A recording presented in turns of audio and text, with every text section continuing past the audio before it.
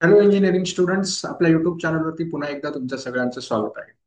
आजचा व्हिडिओ ज्या विद्यार्थ्यांनी first year of engineering admission घेतलेलं आहे आणि एसपीपीयू या युनिव्हर्सिटीमधनं अर्थातच सावित्रीबाई फुले पुणे युनिव्हर्सिटी या युनिव्हर्सिटीमधनं ते शिकताय, तर तुमच्यासाठी आजचा व्हिडिओ हा इम्पॉर्टंट असणार आहे.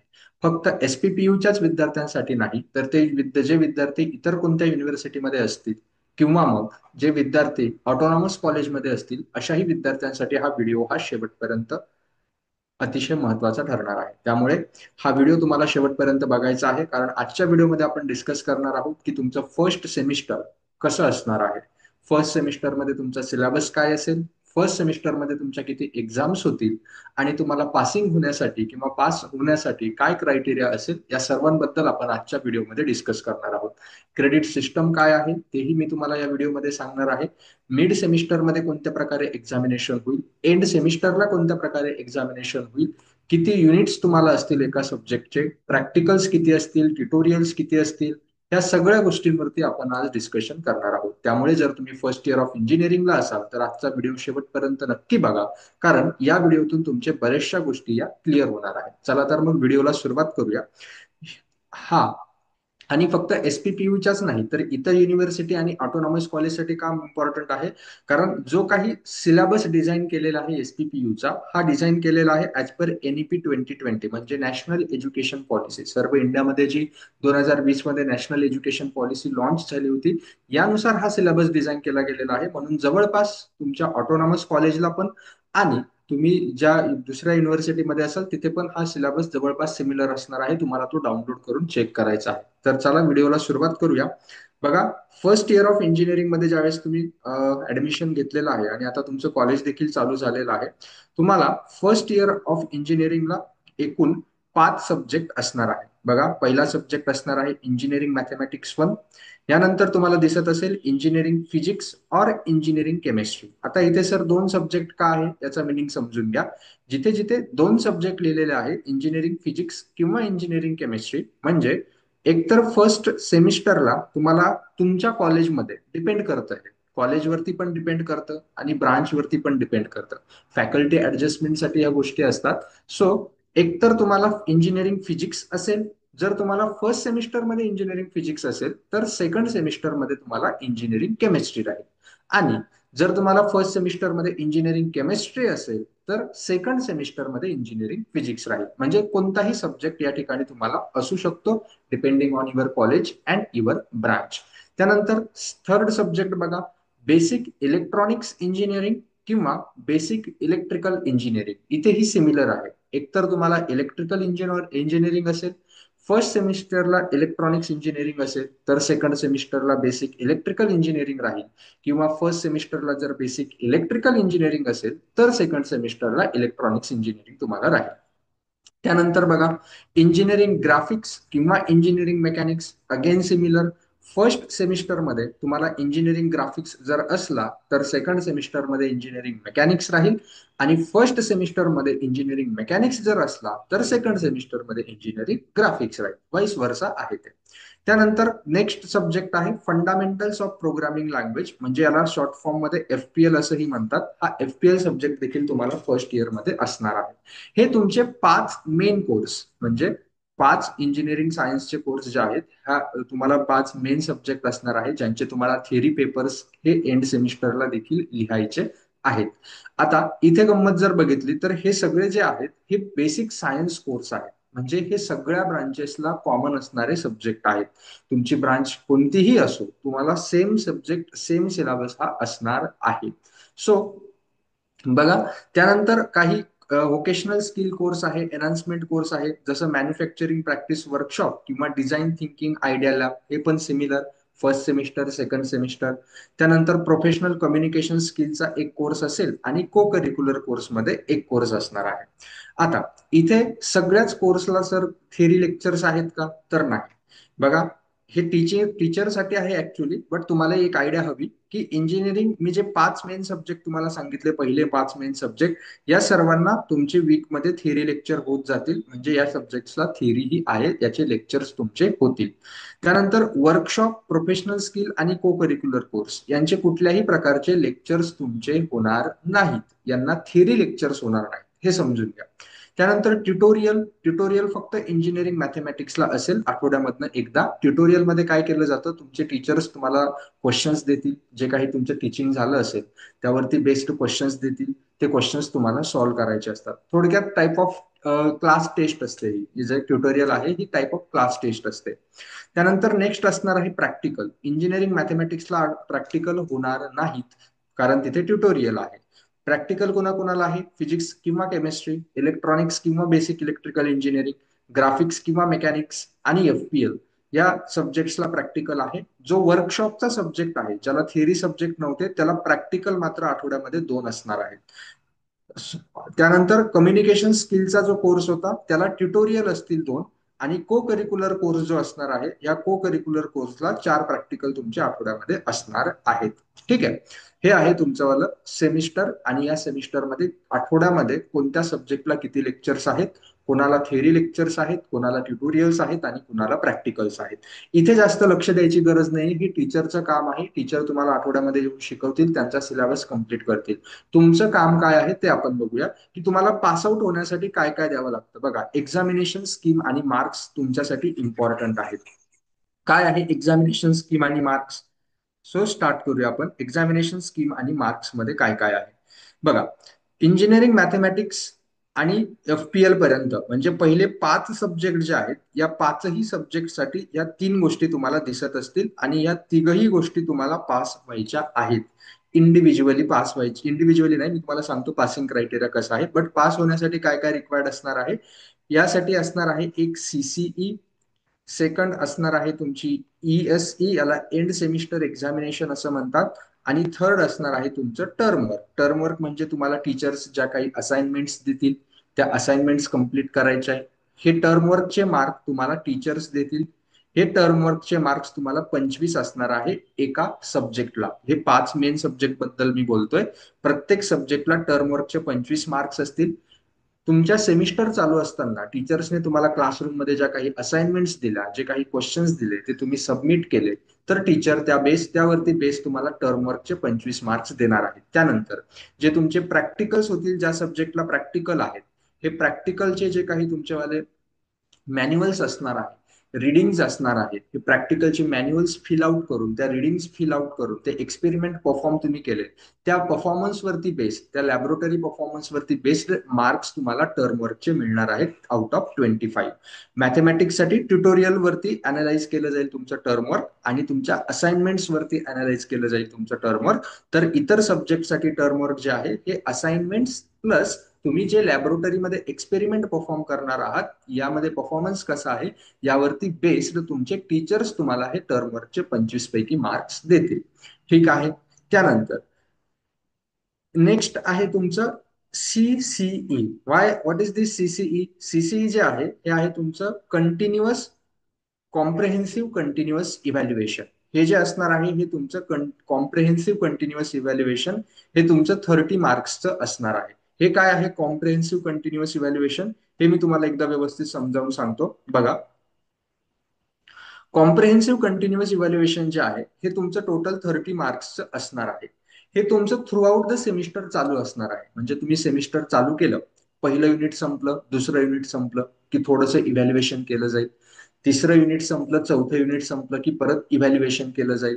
5वं युनिट संपलं की परत इव्हॅल्युएशन केलं जाईल. गंमत म्हणजे तुम्हाला एक महत्वाची गोष्ट इथे समजून घ्यायची आहे, की प्रत्येक सब्जेक्टमध्ये, मी सिलेबस तुम्हाला दाखवतोच थोड्या वेळामध्ये, बट प्रत्येक सब्जेक्टमध्ये सिलेबसमध्ये तुम्हाला 5च युनिट आहे. म्हणजे तुम्हाला इंजिनिअरिंग मॅथमॅटिक्स तुम्ही घेतला, इंजिनिअरिंग मॅथमॅटिक्स याच्यामध्ये 5 युनिट. इंजिनिअरिंग मेकॅनिक्स तुम्ही घेतला किंवा बेसिक इलेक्ट्रिकल इंजिनिअरिंग तुम्ही घेतला, यामध्ये 5 युनिट. म्हणजे एका सब्जेक्टमध्ये 5 युनिट तुम्हाला आहेत. मग आता कशा पद्धतीनं चालेल हे कंटिन्युअस कॉम्प्रेहेन्सिव्ह कंटिन्युअस इव्हॅल्युएशन? बघा, इथे तुम्हाला दिलेलं आहे. पहिले जे कंटिन्युअस इव्हॅल्युएशन होईल, हे कॉलेज ठरवलं तुमचं काय घ्यायचं. इथे ऑर पण आहेत. पहिली युनिट टेस्ट होईल 12 मार्क्ससाठी.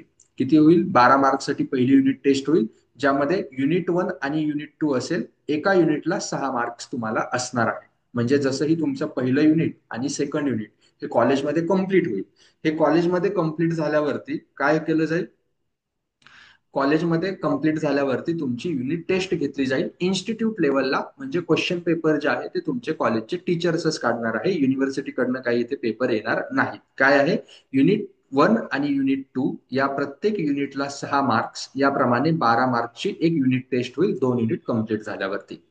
नेक्स्ट, जेव्हा तुमचं थर्ड आणि फोर्थ युनिट कंप्लीट होईल, इथेही प्रत्येक युनिटला 6 मार्क्स असणार आहे आणि त्यावरती बेस्ड तुम्हाला असाइनमेंट्स देतील, म्हणजे काही क्वेश्चन्स देतील जे तुम्हाला घरी जाऊन सॉल्व्ह करायचे आहेत आणि ते असाइनमेंट म्हणून सबमिट करायचे, किंवा केस स्टडी करायला लावतील, म्हणजे ते टॉपिक जर केस स्टडी करण्यासारखा असेल तर त्यावरती केस स्टडी करायला लावतील. केस स्टडी म्हणजे काय, तुम्हाला फील्डमध्ये जाऊन त्या रिलेटेड एखादी केस शोधायची आहे, म्हणजे तुम्ही जो टॉपिक शिकताय त्याबद्दल, मग त्याबद्दल डिटेल्ड इन्फॉर्मेशन तुम्हाला द्यायची आहे. की सपोज सिव्हिल आपण छोटंसं एक्झाम्पल घेऊया, जर तुम्ही सिव्हिल इंजिनिअरिंग करताय, इंजिनिअरिंग मेकॅनिक्स आहे तुमचा टॉपिक, तर फोर्सेस युनिट जर असेल तर त्या फोर्सेस युनिटमध्ये मग कशा पद्धतीनं रूफ ट्रसमध्ये फोर्सेस ऍक्ट करतात, तो पूर्ण स्टडी, केस स्टडी करायचा आहे, ते तुम्हाला टीचर एक्सप्लेन करतीलच. म्हणजे इथे तुम्हाला टेस्ट वगैरे नाहीये, बट असाइनमेंट आणि केस स्टडी तुम्हाला करायचा आहे.